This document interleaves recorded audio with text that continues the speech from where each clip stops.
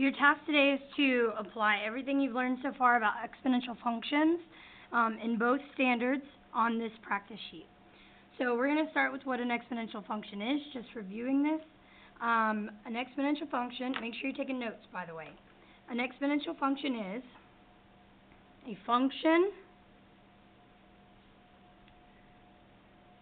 whose independent variable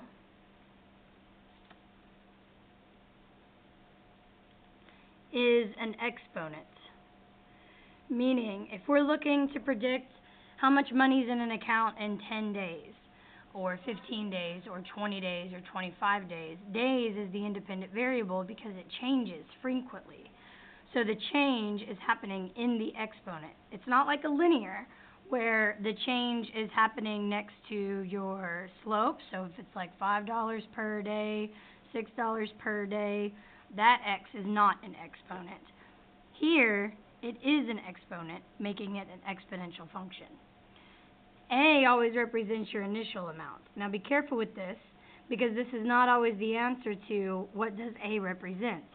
If this is a real-world problem about money, then A would represent the initial dollar amount in an account, or in an investment account, or paid to a broker, or whatnot. So you want to be specific to the word problem when you're describing what A represents.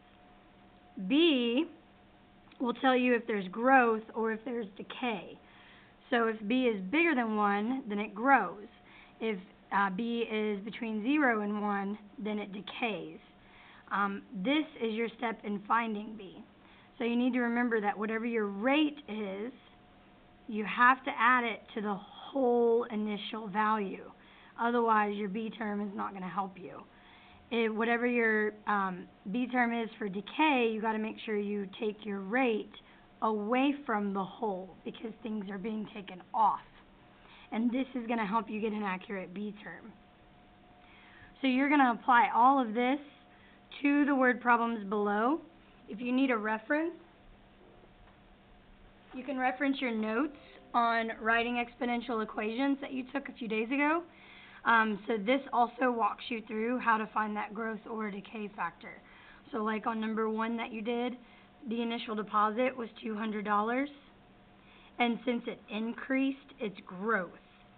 If it increased by 4%, you have to add the 4% as a decimal to the whole in order to have an accurate B term. So that's a quick review. So now you're going to finish this up, everything on front and everything on back.